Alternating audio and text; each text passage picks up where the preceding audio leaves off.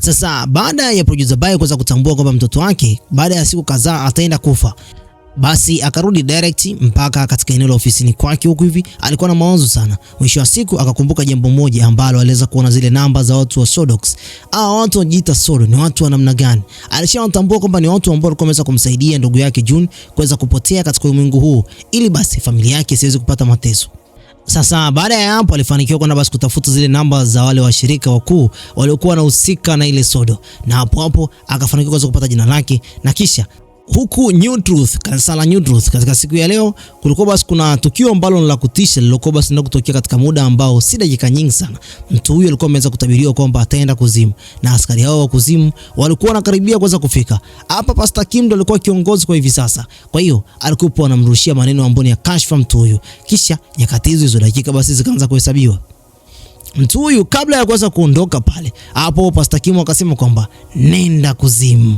Nenda kuzimu, wewe ni mtu ambaye mwenye dhambi. Kisha nyakati hizo hao viumbe kutoka katika eneo la ardhi waliweza kujitokeza na kisha wakaifanya kazi yao. Hao viumbe kama nilivyokuambia wakaja katika ulimwengu huu. Hakuna mtu yote mwenye uwezo wa kuweza basi kuwazuia, kwa sababu lengo lao ni moja tu, kumchukua mtu mwenye dhambi na kisha kumpeleka kuzimu. Basi walifanikisha lile jambo lao, na kisha nyakati hizo tunaonyesha kwamba Pastor Kim alikuwa na furaha sana katika lile eneo, na hii inamaanisha kwamba Pastor Kim alikuwa anafurahia sana binadamu wao namna ambavyo walivyokuwa basi wanazidi kupata mateso. Sasa huku kwake bwana mkubwa producer Bai katika siku ya leo aliweza kupata zile namba, na kisha akaja kugundua kwamba yule mtu ambaye basi ni profesa huaga basi anafanya kazi katika chuo kimoja. Akajikongoja direct mpaka katika chuo hichi, na kisha alipofika katika ile eneo alikuwepo ana noma. Hapa aliingia katika hichi chumba, na kisha hapo kuna watu baadhi waliweza kumkamata, na hapo waliweza kumuingiza pale ndani. Huku ndani sasa producer Bai anajielezea kwamba nini ambacho kimeweza kumleta pale ndani, na hao watu wanasema kwamba kazi yao kubwa mara nyingi zaidi huaga basi ni kuwasaidia watu ambao wanakuwa wametabiriwa kwamba wataenda kuzimu. Sasa yeye changamoto ambayo imeweza kumpata kwa hivi sasa ni mtoto wake. Kwa hiyo alikuwa anahitaji watu wao waweze kufanya juu chini, waweze kumsaidia mtoto wake. Lakini kabla ya kuweza kumsaidia akamwambia kwamba kuna mtu mmoja ambaye anapaswa kwenda kukutana naye, na kisha basi mtu huyo ni nani? Basi bwana mkubwa producer Bai alikuwa yuko tayari kwenda kupeleka kwa huyo mtu, lakini lengo lake lilikuwa ni moja tu, mtoto wake aweze kupata msaada. Sasa msaada huu ni msaada ambao unapaswa hata na yeye pia mwenyewe binafsi aweze kujitoa dhahiri, kwa sababu watu hawa hawawezi kuzuia hao viumbe waweze kushuka katika ulimwengu huu. Waliendesha gari kwa muda mrefu sana, na huko kizidi basi kumwambia ukweli nini ambacho kilikuwa kimeweza kuikuta familia yake. Wakafika katika mjengo mmoja ambao ulikuwa pembezoni kabisa mwa mji, na kisha nyakati hizo alitoka mwanamke mmoja ambaye alikuwa na kovu katika uso wake. Huyu alikuwa ni Mrs. Min. Mrs. Min aliwakaribisha mpaka pale ndani, lakini wakati huo kuna kikundi cha Arrows. Hawa Arrows walikuwa wameweza kujumuika na hawa New Truth. Lengo lao lilikuwa basi kuweza kugundua siri kuhusiana na hawa watu wanajiita Sodo. Kwa hiyo walimvamia mfanyakazi mmoja, na kisha wakaweza basi kushurutisha familia yake, na hapo akaweza kumtaja Profesa Gong. Mwisho wa siku Profesa Gong yupo zake huko ajui hili wala lile, au madiakonia wakawa wameweza kujipanga kwamba waende kumkamata mtu huyo. Sasa huku ndo tunaonyeshwa kwamba bwana mkubwa, yani producer Bai, alikuwa anaeleza ukweli baada ya kuweza kujielezea sana. Basi watu wao akamwambia kwamba sisi hapo uoga mara nyingi hatuwezi kuzuia lile jambo ambalo Mwenyezi Mungu ameweza kulipanga, ila tuna uwezo wa kuzuia aibu ambayo inaweza ikapelekea familia yako ikaishi kwa shida baada ya wewe au huyo mtu ambaye ameweza kutabiriwa kwamba ataenda kuzimu baada ya kupokea ufunuo. Sasa katika siku hii ya leo sisi tunachoweza basi kukifanya kupitia familia yako ni kwamba tuna uwezo kumuokoa mtoto wako, ila jambo ambalo New Truth hawalihitaji kwa hivi sasa ni kwamba hawahitaji watu wake waweze kutambua kwamba mtoto mdogo ametabiriwa kwenda kuzimu, na wakimtafuta mtoto wako wakampata, wataenda kumhakikishia kwamba mtoto huyo hajajulikana na mtu yoyote kwamba ameweza kutabiriwa kwenda kuzimu, na hata hao viumbe watakapokuja katika ulimwengu huu, na hakika kwamba hawataweza kuwafanyia live streaming. Sasa bwana mkubwa alikuwa na mashaka kwamba anaweza kufanyia live streaming, lakini pia ana mashaka kwamba mtoto wake anaweza akaenda kufa. Kwa hiyo watu waliweza kumthibitishia kwamba mtoto wako lazima afe. Lakini katika siku ya leo jambo la kufanya zaidi ni kwamba unapaswa uweze kubaliana na sisi hapa. Tunatamani tuweze kuiambia dunia ukweli kwamba New Truth sio watu ambao wanaongea ukweli, na wala sio watu ambao wanatambua nini ambacho Mwenyezi Mungu anakitaka. Ni watu ambao wameamua kutumia ujinga wa watu wao ili mwisho wa siku wazidi kujinufaisha siku hadi siku. Kwa hiyo tunaomba tuweze kupata angalau live streaming kipindi ambacho mtoto wako anapatiwa changamoto hiyo ya kwenda kuzimuni kupitia hao viumbe askari kutoka kuzimu. Mzee huyu alikuwa na hasira sana, akamwambia hebu acheni ujinga, na kisha akaambia kwamba sizingatii hilo jambo. Mimi jambo langu lilikuwa limeweza kunileta hapa ni kwamba nilikuwa natamani mtoto wangu aweze kupona katika hili janga, na kuanzia leo sitaki mazoea na nyinyi. Basi alikuwa anaongea maneno ambayo ni ya uchungu sana. Hata wewe mwenyewe binafsi ungezidi kuwashangaa sana, kwa sababu alitegemea kwamba watu wao ni watu ambao wangeweza kumpa msaada, lakini vinginevyo ni watu ambao na wenyewe pia wanatamani kuweza kufanya live stream kama wale New Truth. Mrs. Min akamwambia kwamba ukiwa tayari naomba basi uweze kuniambia. Akamwachia pale kadi katika koti lake. Basi bwana mkubwa Profesa Gong aliweza kuiweka na kisha akamwambia tuondoke hapa. Sasa kulingana kwamba hali ilikuwa inazidi kuwa mbaya zaidi, ni kwamba Producer Bae pamoja na Profesa Gong walitoka mpaka nje na kisha wakaanza kudiscuss. Profesa Gong akawa anasema kwamba kuna jambo ambalo mimi mwenyewe binafsi lilikuwa limeweza kunitokea katika maisha yangu. Anaelezea kwamba mtoto wake wa kike kipindi ambacho alikuwa anaelekea naye safarini, nyakati hizo mtoto wake alikuwa na furaha sana. Anasema malaika aliweza kuwatokea na kisha hapo unabii ukaweza kutimia. Alitabiriwa kwamba katika sekunde 30 atakwenda kufa na ameweza kutabiriwa kwamba ataenda kuzimuni. Asa mzee huyo alichokifanya ni kwamba alitamani kabisa afe pamoja na mtoto wake, lakini uwezi amini ayarusha gari kuanzia juu mpaka chini, lakini yeye hakufa, ila binti yake alikuja kuchukuliwa nao wa viumbe. Hao viumbe walikuwa ni viumbe ambao si wa kawaida. Alikuta mwili wake tayari umeshaweza kuunguzwa, ulibaki mifupa tu pale. Anasema kwamba tukio kama hili liliweza kuniumiza moyo wangu, na mimi pia ninaweza kusema kwamba inawezekana kwamba tu ni ajali tu katika maisha yangu ilikuwa imeweza kujitokeza, mpaka kwa hivi sasa naendelea kuishi. Profesa Gong alimkaribisha pale Producer Bae katika gari lake, lakini pale Producer Bae akasema kwamba sihitaji kupanda katika gari hili. Lakini baada ya hapo tunaonyesha kwamba Producer Bae alirudi mpaka nyumbani kwake huko hivi. Akamkuta mke wake pale, mtoto alikuwa analia sana. Akaamua aweze kumchukua mtoto wake pale na kisha akaanza kumbembeleza. Hii inamaanisha kwamba mzee bado alikuwa anampenda mtoto wake, japokuwa alikuwa mbagiza siku moja tu ili aende kuuawa. Sasa mke wake sasa alikuwa amekaa pale na simanzi. Huku barabarani Profesa Gong alikuwa anatembeza gari kama kawaida. Hakujua kwamba alikuwa anafuatiliwa. Kuna gari moja liliweza basi kujitokeza katika lile eneo, likagonga gari yake na kisha hapo unaweza kutokea utekaji ambao si wa kawaida. Zilishuka njemba ambazo ni za Arrows Group. Hao watu walikuwa wametumwa na wale New Truth waje basi wamkamate mtu huyu, kwa sababu inasemekana kwamba alikuwa akifanya kazi kinyamera. Amekuwa akiwachukua watu ambao walikuwa wameweza kupewa utabiri na kisha anaenda kuwaficha. Huku nyumbani mke wake alikuwa analalamika sana Producer Bae. Anasema kwamba hivi nakumbuka kuhusiana na mama yangu alivyokuwa basi ameanza kuniacha baada ya miaka 18. Siku tuliyokutana mama yangu mzazi aliongea maneno ambayo si ya kawaida. Anasema kwamba mama yake mzazi alianza kumuulizia nini ambacho baba yake alikuwa ameweza kumwachia. Kwa hiyo mama yake alikuja pale kwa ajili ya kutafuta pesa tu. Alitamani sana mtoto wake wa kike aweze kumwambia angalau hata akaunti ya baba yake mzazi, maana mzee huyo alikuwa tayari ameshaweza kufa. Anasema kwamba baada ya mimi kupata ujauzito nilikuwa ninatamani sana mtoto wangu asije akaishi maisha ambayo mimi hapa nilikuwa nimeweza kuyaishi. Lakini katika siku ya leo huwezi kuamini ndio imetokea hivi. Yaani mtoto wangu ametabiriwa tu kwenda kuzimu. Mke alikuwa na mawazo sana. Mume naye alikuwa anajisikia vibaya. Machozi yakawa yanawatoka pale. Mtoto ndo kwanza ana siku 3 tu katika ulimwengu huu. Sasa huku tunaonyesha kwamba Profesa Gong alikuwa amekamatwa na hawa miamba wa Arrows. Wanamuuliza wapi kikundi cha Solo kilipo. Lakini huyu mzee alikuwa hataki kusema neno lile yoyote. Yaani pale mmoja kati ya mtu aliyekuwa ameweza kukamatwa, mfanyakazi wa hicho kikundi cha Solo, alikuwa anajaribu kuweza kuongea pale, lakini huwezi kuamini. Hawa miamba walimchukua mzee huyu na kumpeleka katika lile tanuru la moto, wakamwashia moto na mzee wa watu alikufa ndani ya lile tanuru. Huko sasa yani Mrs. Min alikuwa anampigia lakini alikuwa hampati. Sasa hapo akahisi kwamba inawezekana kwamba watu hao walikuwa wametekwa. Alikuwa anajaribu kuweza kumpigia Profesa Gong. Basi kumbe bwana ilikuwa ni kweli. Hao watu wa Arrows wakafika katika lile eneo. Na yeye pia akawa ameweza kuwasanukia. Akachukua vitu vyake na kisha akaviweka katika safe. Hapo akaviwasha moto. Huyu mwanamke ni mjanja sana. Watu wa New Truth yani Deacon walikuwa katika lile eneo na wenyewe pia. Hawa miamba kipindi ambacho basi wanapanda juu kwenda kumtafuta huyu mwanamke. Na yeye pia alikuwa ameshaweza kuwasomea rada, kwa hiyo akaamua kusepa. Walikimbia sana, lakini huwezi kuamini mwanamke huyu alikuwa mjanja kuliko wao. Alitembeza mkono hapa na pale na mwisho wa siku akafanikiwa kuweza kutoroka mbele ya macho yao. Hata hawa madiakon wanaweza kutembezewa kichapo na mwanamke huyu. Min alikuwa ni mtu ambaye ni wa muda mrefu sana katika ulimwengu huu. Anaujua mfumo huu hata kabla hawa vijana. Sasa baada ya siku kuweza kupita tu, basi mambo yalizidi kuwa magumu kwake bwana mkubwa Producer Bae. Producer Bae alikuwa anawaza kwamba ndo tayari siku zimeshaanza kusonga mbele. Na ndo hivyo mke wake naye pia alikuwa na mawazo sana. Sasa alipofika zake tu ofisini hivi, akakuta wafanyakazi wenzake wamewasha pale television, wanaangalia taarifa ya habari. Kuna tukio moja ambalo ni la ajabu sana. La kwake yule Profesa Gong kuweza kuchoma moto pamoja na mfanyakazi mwenzake. Na wale walikuwa wamefanya hii kazi alikuwa si mtu mwingine walikuwa ni miamba kutoka Arrows.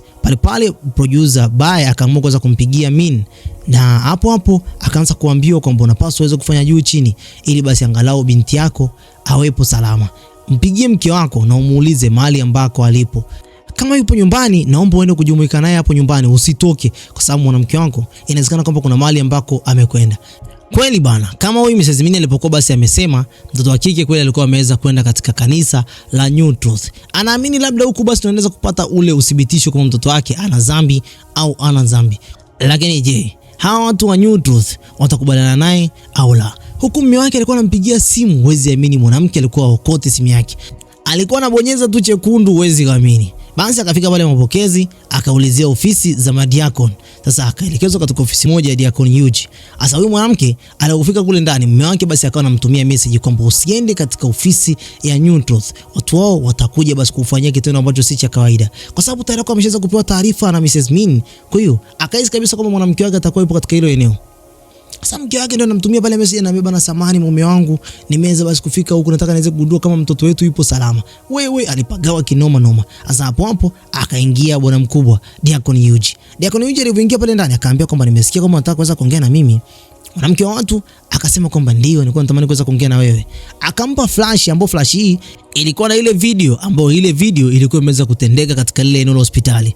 Huyu Diakon Yuji aliangalia ile video na kisha akamwambia kwamba samani, hivi hilo jambo sinaweza likawa kwamba ni la uongo, kutakuwa kuna makosa katikati ya hili jambo. Sasa Diakon alikuwa anashangaa sana, itawezekanaje? Akasema kwamba hata mimi mwenyewe binafsi silifahamu jambo hili.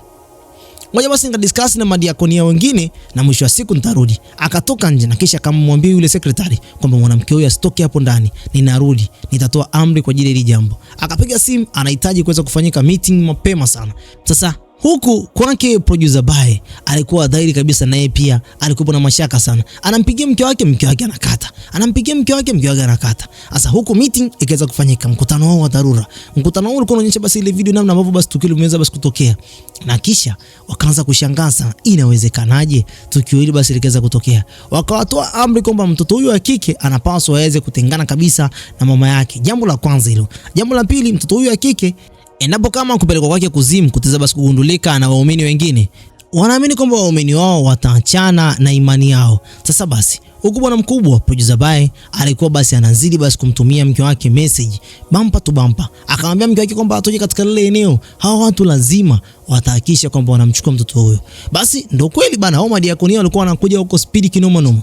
Na yeye pia akawa tayari ameshaweza kumcontact yule mwanadada Mrs. Min. Huku pia akaja basi na washirika wake kadhaa. Hapa wakaamua kwenda kumuokoa mwanamke huyu. Hapo maskini ya Mungu mwanamke huyu, yani Siyun, mke wa kwake producer Bae, akanyang'anywa pale mtoto baada ya wale watu kuweza kuingia pale ndani. Madiakonia walikuwa wa kiume pamoja na wa kike, na kisha wakamwambia kwamba twende katika chumba kingine. Sasa hapa ndipo lile jambo basi linaenda kutendeka kwamba wanataka kuweza kumtenganisha mtoto pamoja na mama. Huko nje waandishi wa habari ni nyomi wameweza kusikia kwamba kuna siri kuhusiana na huyo mtoto ameweza kuletwa katika ile eneo. Sasa akatoka pale mtu mmoja akasema kwamba hilo jambo alipo na wala sio la kweli. Wakazidi basi kuwastopisha wale waandishi wa habari. Picha ni kibao. Nyakati hizo akajitokeza mtu mmoja ambaye huyu mtu alikuwa ni upande wa kule, upande wa Sodo. Akasema kwamba mimi hapa nimeweza kutabiriwa kwamba naenda kufa baada ya dakika 10.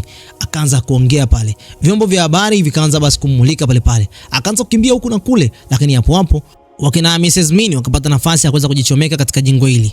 Huko juu sasa Diakon Yuji naye pia akapata taarifa kwamba huko chini kuna mtu mmoja ambaye alikuwa ameweza kutabiriwa kwamba anaenda kuzimu. Hasa hapo akasema kwamba nene na hao watu katika hicho chumba, mimi acha basi nikafuatilia hii issue. Mke wake producer Bae akalianzisha pale. Anataka kuweza kumpata mtoto wake. Nyakati hizo producer Bae pamoja na Mrs. Min naye pia wako wamefika katika lile eneo. Wakalianzisha. Oya, Mrs. Min alikuwa anagawa mkono kinoma. Huwezi kuamini kwamba alikuwa ndio lawyer huyu mara ya kwanza. Asa baada ya mkono mrefu sana kuweza kutembezwa pale, walifanikiwa kwa asilimia kadhaa. Huku chini alikuwa ameweza kuwadanganya kwamba lazima kabisa anaenda basi kwenda kuzimu katika siku ya leo. Huyu mtu anasema kwamba hawa viumbe wanakuja. Waandishi wa habari wakawa attention, lakini kumbe alikuwa anawapotezea muda. Kule juu walikuwa tayari wameshaanza kumchukua yule mwanamke, wanapita naye katika eneo la basement. Huku chini sasa wakafika kwenye magari kisha wakapanda gari. Asa mpaka waje wagundue kule ndani kwamba yule mtoto wa kike ameweza basi kukimbia na yule mtoto wake. Ilikuwa ni muda mrefu sana. Madiakonia basi wanaanza kukimbizana nao huku na kule, lakini huwezi kuamini mwanamke huyu yani Mrs. Min alikuwa tayari ameshaanza kuushika usukani. Yuji hakuamini macho yake. Wakakamata barabara na kisha wakadrive mpaka katika nyumba moja, ambapo katika nyumba hii walikuwa wanatamani sana katika siku ya leo ndio waende kuishi katika hicho chumba. Walikuwa na mashaka sana, lakini hapo hapo wakaambiwa kwamba huku ndani tunapokwenda ndio kwa mtu ambaye ni sahihi katika siku ya leo. Huyu mtu naye inasemekana kwamba aliweza kupata unabii kwamba ataenda kufa baada ya dakika 5 tu ya mtoto huyu kwenda kuuawa. Hasa naye pia alikuwa ni mmoja kati ya mtu ambaye mara nyingi zaidi ana siri nyingi sana. Sasa baada ya kufika katika lile jengo, mtu huyu aliwakaribisha vizuri na alitamani kabisa hata kuweza kufanya live streaming. Akamwambia kwamba ana vifaa vya kufanya live streaming, lakini kibaya zaidi ni kwamba watu wao hawakutaka kuweza kufanya live streaming kwa hivi sasa. Walitamani sana kwenda kuendelea kuishi na mtoto wao. Lakini hata naye pia alikuwa ni mtu ambaye anajisikia vibaya. Mke wake Producer Bae anasema kwamba mtoto wangu nampenda sana. Ni mmoja kati ya mtu ambaye nilikuwa natamani sana katika maisha yake niendelee kuishi naye vizuri. Sasa mtoto huyu alikuwa ni mdogo sana. Pale mwanamke huyu Mrs. Min akaingia live na kisha akaanza kuelezea kwa kina kuhusu tukio la kwake mtoto huyu ambaye alikuwa ameweza kutokea hapo awali. Anasema kwamba hii kampuni ya New Truth imekuwa ikiwadanganya watu kupitia kanisa lao na sheria zao, lakini kuna tukio ambalo si la kawaida. New Truth na wenyewe pia wakawa wanazidi kuangalia, walikuwa wanashika vichwa tu mzee. Wanaogopa kinoma noma. Sasa kibazi ni kwamba wakifanikiwa kuweza kumkamata mwanamke huyu, wanaenda basi kumficha huyu mtoto na tukio lake la mauaji litafanyika kwa siri ili kanisa lao lisiweze basi kugundulika kwamba ni kanisa ambalo ni la uongo. Sasa bado Mrs. Min alikuwa anajaribu kuweza kumbembeleza sana bwana mkubwa Producer Bae wakubali angalau basi wafanye live streaming katika tukio ambalo mtoto wao atakapokuwa basi anachukuliwa na hao viumbe, ili dunia iweze kutambua kwamba kuna ukweli kuhusiana na kanisa lile au ni uongo tu. Lengo lake lilikuwa ni kwamba anatamani kuweza kuambia watu ukweli, lakini baada ya kutoka pale nje kwenda kuongea na simu huku ndani, sasa akabaki pamoja na mke wake Producer Bae. Mke huyu anasema kwamba katika lile eneo la pale New Truth mtoto wangu alikuwa analia sana. Hii inamaanisha kwamba mtoto alikuwa anajaribu kuweza kuniambia kwamba sipo comfortable katika eneo hili, na akamwambia kwamba inaonyesha kwamba ni mtu ambaye alikuwa anatamani sana mimi hapa niweze kumpa msaada, lakini pia sitaweza kumwacha mpaka dakika yangu ya mwisho katika kifo chake. Ni mtu ambaye nampenda sana. Basi pale alirudi huyu mtu ambaye basi alikuwa ameweza kupokea katika nyumba hii. Akamwambia kwamba anataka basi niende kununua vitu kadhaa huko mtaani. Sasa huyu mtu kumbe bana alikuwa ni live streamer, ndio yule ambaye alikuwa anaongoza kikundi cha Arrows kupitia mitandao. Alikuwa amejichora usoni mwake. Kwa hiyo ilikuwa ni ngumu sana kwa watu wengi kuweza kumtambua. Sasa miaka kadhaa iliyokuwa imeweza kupita, huyu mwamba baada ya kuweza kumaliza live stream yake alitoka zake katika kile chumba chake, na hapo na yeye pia alikuwa tayari ameweza kupewa unabii. Na ndio maana basi katika siku ya leo na yeye pia anaenda kufa baada ya dakika 5 tu za mtoto huyu hapa kwenda kuuawa. Hasa alikuja zake huko mtaani huko hivi, akawapigia simu watu wa New Truth, akavujisha siri kwamba mtoto yule ambao anamtafuta New Truth yupo katika jengo lake na ameweza kuwahifadhi katika jengo lake. Hasa baada ya kuweza kumalizana nao pale, anasema kwamba hata mimi mwenyewe binafsi ninaenda kufa. Lakini kipindi ambacho basi anajaribu kuweza kumbembeleza alikuwa mkali sana. Mwisho wa siku wakaanza kumuita kwamba yeye hapo ni Messiah, kwa sababu anakufa baada ya mtoto kuweza kufa. Hii inamaanisha nini? Kwamba alikuwa na roho ambayo ni nyeupe. Hasa baada ya kuweza kumdanganya sana, akataja mpaka na location ambayo basi alipokuwa anaishi. Watu wao wa New Truth walikuwa wajanja sana, wakina Kim wakamchekesha sana, na kisha hapo akataja location hiyo. Basi baada ya maongezi masaa yalipita sana na dakika zilikuwa basi zinazidi kusonga mbele. Masaa haya yalikuwa ni masaa ya mwisho kabisa. Huku ndani mwanamke huyu Mrs. Min alikuwa ameshaweza kujiandaa. Alikuwa anategemea kwamba kuna watu ambao watakuja basi kuja kuwachukua katika lile eneo na kuwapeleka katika eneo lingine ili basi wakafanya live streaming. Sasa watu wale walivyokuwa basi wanazama pale ndani, mara ghafla kuna mmoja wapo aliweza kusikia sauti ambayo si za kawaida.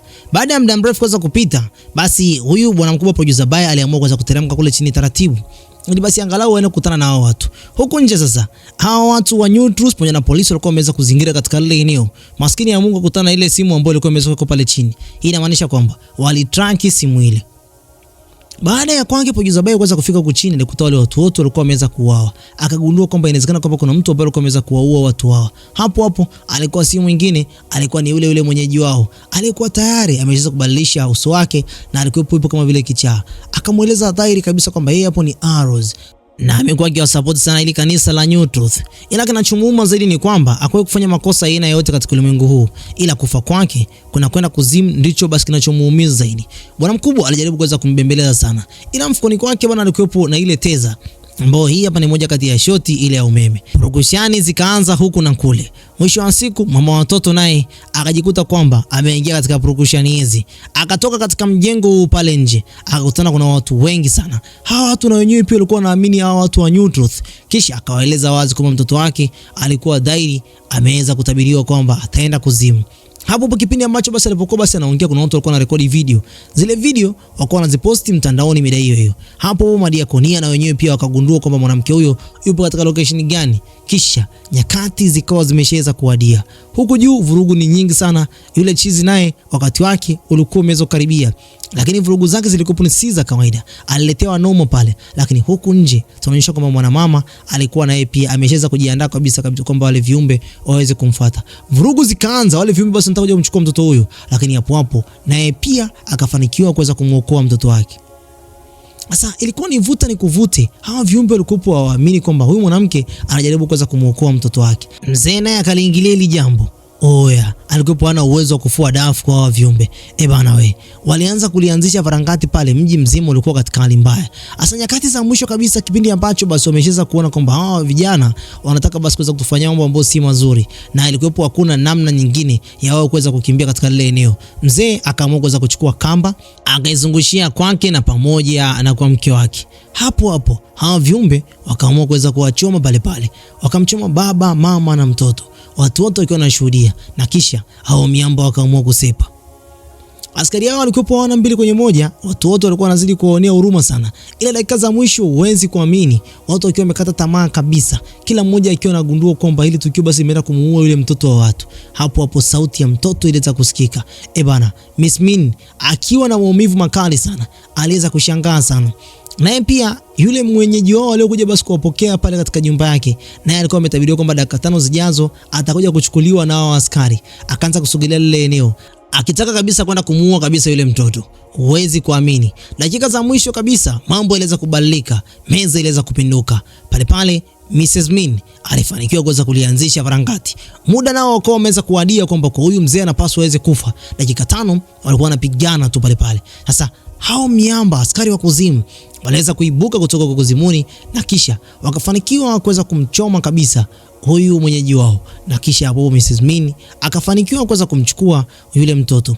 Hii ilikuwa kama vile baraka kwake kwa hivi sasa, kwa sababu mtoto hakufa. Ila tutakuja kugundua kwamba kwa nini mtoto hakufa wakati moto wa wale viumbe unatisha. Sasa baada ya kuweza kutoka naye katika lile eneo pale hivi, hata madiakoni walivyokuwa wanajaribu kuweza basi kumkamata, basi wazee katika lile eneo waliweza kuwazuia kabisa kwamba ni ujinga waliokuwa wanaufanya. Wakaanza kuambia kwamba nyinyi ni waongo. Hapo hapo diakonia mmoja akajamu, akapaniki, akampiga mzee mmoja sana, na kisha askari aliyokuwa amekuja naye pale pale akaamua kuweza kumpiga pingu kwa kosa la kuweza kumpiga mzee yule bila kosa la aina yoyote, na hairuhusiwi mtu yoyote kuweza kupigana, na mwisho wa siku umemsababishia madhara makubwa sana. Yeye alipokuwa anatolewa pale akaanza kusema kwamba haya ni mapenzi ya Mwenyezi Mungu. Mungu gani huyo ambaye anapenda watu wapigane? Uongo, hakuna Mungu wa namna hiyo. Basi wakaenda kumsweka jela. Sasa huku tunaonyesha kwamba Mrs. Min alikimbia na yule mtoto sana, na kisha ndani ya gari mtu wa taxi huyu akamwambia kwamba samahani sana Mrs. Min. Mrs. Min alishangaa sana kwamba huyu mtu wa taxi amemjuaje. Akamwambia kwamba njia ya hapo mbele imewekewa beria na askari, naomba nikupitishe katika njia ya uchochoroni. Je, huyu mtu ni nani na kwa nini aweze kumsaidia Mrs. Min? Na Mrs. Min ni mtu ambaye anaaminika sana kwa hivi sasa, kwa sababu tangu aweze kufanyiwa majanga hajawahi kuweza kukaa chini, amekuwa akipambana kwa ajili ya watu wake. Sasa tukio la kutisha sana liweza kushangaza dunia. Dunia nzima iliweza kuogopa sana. Hii inamaanisha nini? Mwanamama Mrs. Park alifufuka tena baada ya kwenda kugundulika kwamba makosa ambayo alikuwa nadhani kwamba ameweza kuyafanya hayakuwa sahihi, na kurudishwa tena duniani kwenda kuishi maisha yake upya. Ndio maana kuna story kwamba mtu alikufa na kisha akafufuka tena. Kwani ufuatiliaji miladi yayo? Sasa baada ya hapo tunaonyeshwa kwamba bwana mkubwa Chairman Jung naye pia alifufuka, ila huyu amefufuka kwa style ambayo ni tofauti kidogo. Ufufukaji wake ulikuwa ni tofauti kidogo kwa sababu ndani yake alikuwa na roho za yale majinamizi yaliokuwa yanakuja kuchukua watu katika ulimwengu huu. Ngoja tusonge hapo mbele utayaona. Baada ya lile tukio tunaonyeshwa kwamba bwana mkubwa Chia Manjung alikuwa bado na tamaa kubwa sana ya kuja kuwa kiongozi wa ile New Truth. Bado tamaa za ulimwengu zilikuwa ndani yake, ila mwanamama Mrs. Park hakuwa na hizo tamaa kabisa. Walimkamata na kuweza kumficha, lakini hapo tunaonyesha kwamba baada ya mwanamke huyu kuweza kuhifadhiwa kwa muda mrefu sana, waliweza kutumwa nyamba kutoka katika eneo la Sodo. Hawa ni wakina nani? Alikuwa pale mwanamama Mrs. Min. Mrs. Min alifanikiwa kuweza kumhukumu mwanamke kutoka katika mikono ya hawa maharamia baada ya matukio mbalimbali kuweza kupita, lakini kile ambacho alikuwa anakiongea mwanamke huyu ni kama vile alikuwa hivi sasa alikuwa na uwezo wa kuona future, ila bwana mkubwa Chia Manjung alikuwa hana uwezo huo. Sasa kuna mwanamke mmoja ambaye mwanamke huyu ni askari mkuu wa polisi aliyekuwa na control mji mzima, taarifa zote alikuwa anapaswa kupewa yeye. Sasa baada ya kuweza kupata taarifa hizi kwamba huyu mwanamama Mrs. Park alikuwa katika mikono ya Wasodo na yeye alikuwa ni mmoja kati ya mtu ambaye alikuwa anahusika na utekaji huu, mwanamke huyu aweze kutoka katika mikono ya wakuu New Truth aingie katika mikono ya Sodo. Sasa hapo alikuwa anapewa taarifa kwamba tufanyaje baada ya kuweza kumkamata mwanamke huyu. Basi akaambia kwamba subirini kidogo. Nyakati hizo tunaonyeshwa kwamba bwana mkubwa Chia Manjung alikuwa bado na tamaa ile. Akapiga simu kwa huyu askari mkuu kwamba anatamani sana aweze kumwambia mahali ambako yupo mwanamama, yani Mrs. Park. Mrs. Park alikuwa ni mmoja kati ya mwanadada ambaye baada ya kufufuka kwake tu akaingia katika mikono ya wa New Truth. Na New Truth katika siku ambayo wanataka kuweza basi kujitangazia umaarufu, hapo ndipo hawa Sodo walipoweza kuingilia na mwisho wa siku wakafanikiwa kuweza kumchukua mwanamke huyu. Sasa katika siku ya leo alimpigia huyu askari, lengo lake kuu ni kwamba alikuwa anatamani sana aweze kufanywa mchakato angalau aende kukutana na Mrs. Park. Kile ambacho kinamsumbua katika akili yake kwa hivi sasa ni kwamba alikuwa anaona mapepo, lakini Mrs. Park alikuwa na uwezo wa kuona future. Sasa alikuwa anatamani sana kuweza kukutana na mwanamke huyu angalau basi aweze kugundua ukweli kuhusiana na future yake kwa hivi sasa. Basi huyu askari polisi akawauza, yani wakini Mrs. Min pamoja na yule askari mwenzake. Sababu huku basi kulikuwa kuna tukio ambalo basi ungeenda kutokea kwamba kuna mtu mmoja alikuwa anaenda kuchukuliwa tena kwa mara nyingine nao viumbe kutoka kuzimu. Na mtu huyo kipindi ambacho basi anachukuliwa katika lile eneo hali ilikuwa si shwari. Na hapo wakapata nafasi wakina Mrs. Min ya kuweza kuwatoroka hawa watu wa Arrows. Sasa nyakati hizo walivyokuwa wameweza kupata nafasi, wakakimbilia katika eneo la magari huku hivi bana. Kumbe bana walikuwa wameweza kufanywa mtego, wakajikuta kwamba wanatembezewa nondo kinoma noma.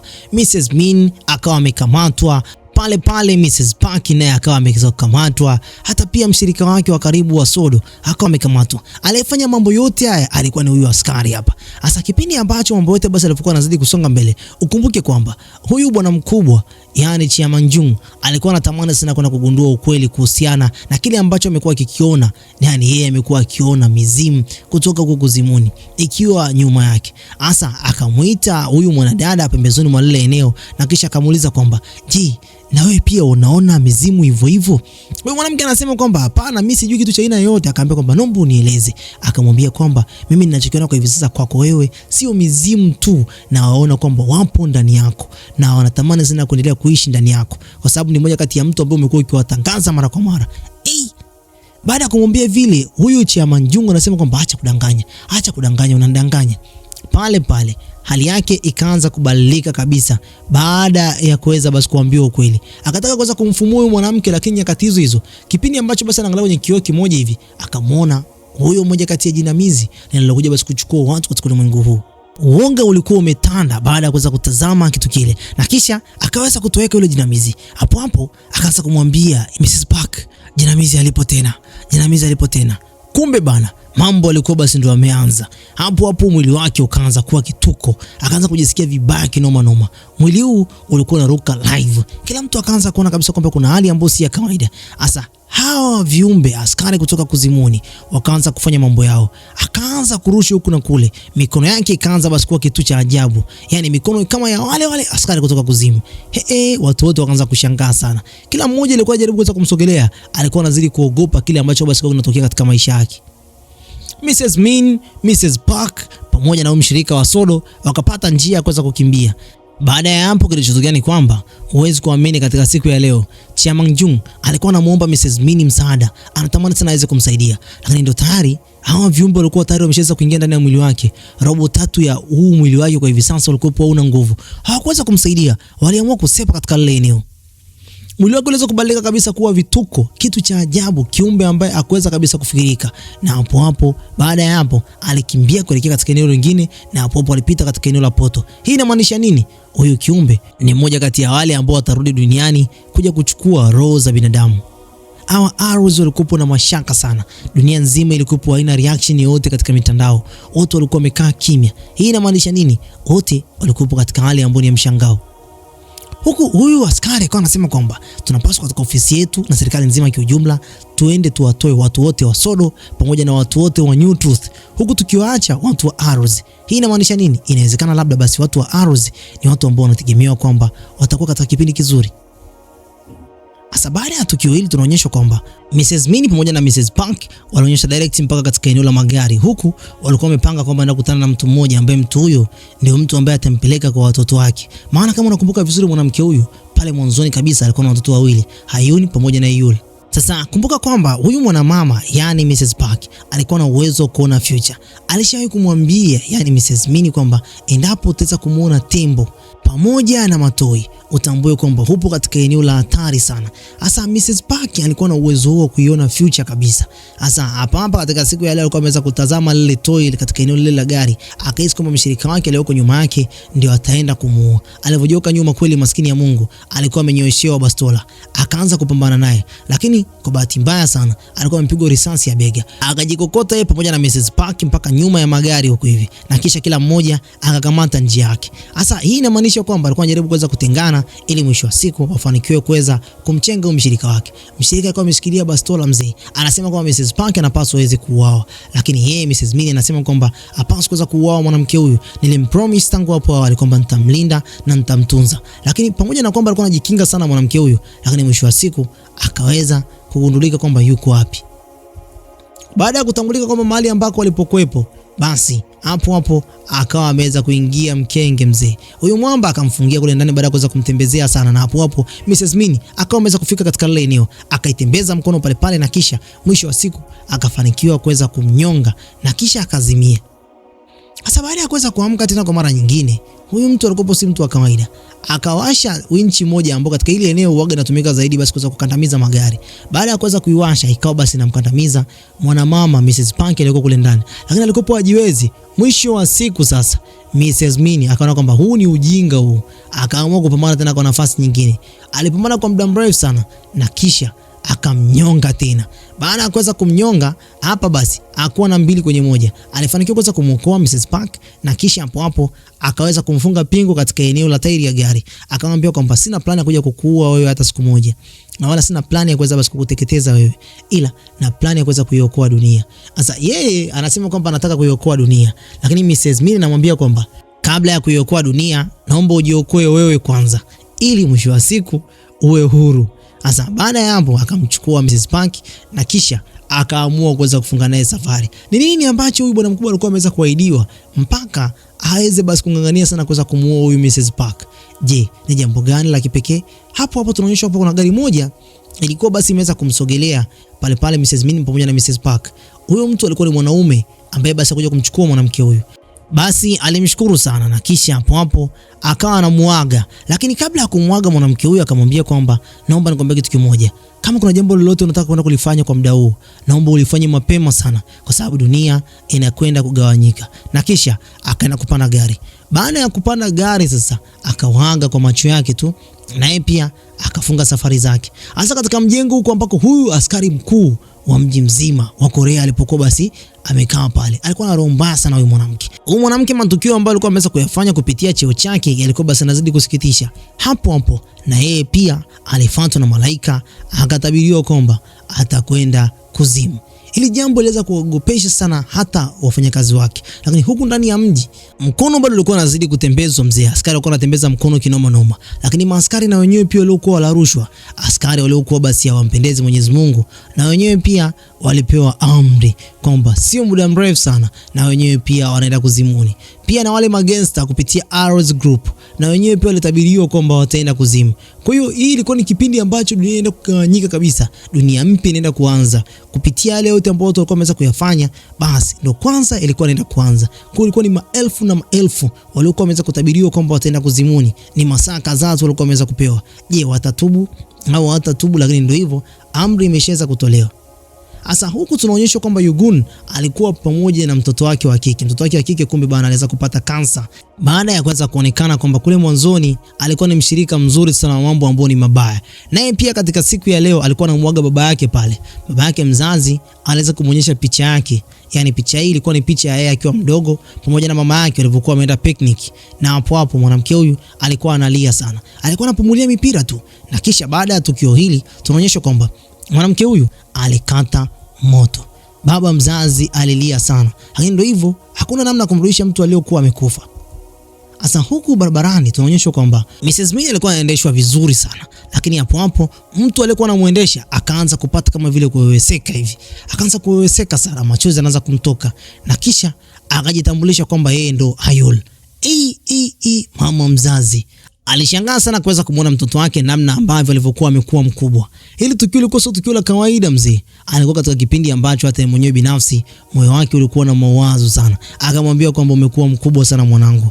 Mtoto anasema kwamba ndio mama, nimekukumbuka sana, nimekumisi sana. Mama alikufa kabisa mbele ya maelfu ya watu, lakini katika siku ya leo yupo naye katika gari moja. Hili tukio yeye mwenyewe binafsi aliona kama vile ni maajabu katika ulimwengu huu. Lakini pia vipi kuhusiana na Eyul? Alimwambia kabisa Eyul naye pia yupo salama. Sasa baada ya hapo tunaonyeshwa kwamba huko hivi Mrs. Min alienda direct katika ile safe house yao ambao basi mara nyingi zaidi wamekuwa wakitumia. Hasa katika siku ya leo tunaonyeshwa kwamba yule mtoto ambaye alikuwa ameweza kuokolewa baada ya baba yake pamoja na mama yake kuweza kuchomwa moto, naye pia ndo katika siku ya leo ameweza kusalia na amekuwa mkubwa kinoma noma. Anaitwa Janeina, na baada ya hapo akaamua kwenda naye mbali sana. Mtoto huyu inaonyesha kwamba katika siku ya leo alitamani kuweza kugundua siri kuhusiana na wazazi wake. Na hapo Mrs. Mia anamwambia kwamba baada ya mimi hapa kuweza kukuambia nini ambacho kimeweza kuwakuta wazazi wako, naomba niende kuwa mama yako rasmi. Bana, naam. Basi mimi nafikiri kwamba nimeweza kumaliza season hii salama kabisa, na huku tukiwa tunazidi kupigiana makofi maana nimeweza kukimbiza back to back. Usahau kusubscribe, kulike na kucomment ili uwe sambamba pamoja katika channel hii. Bye bye for now.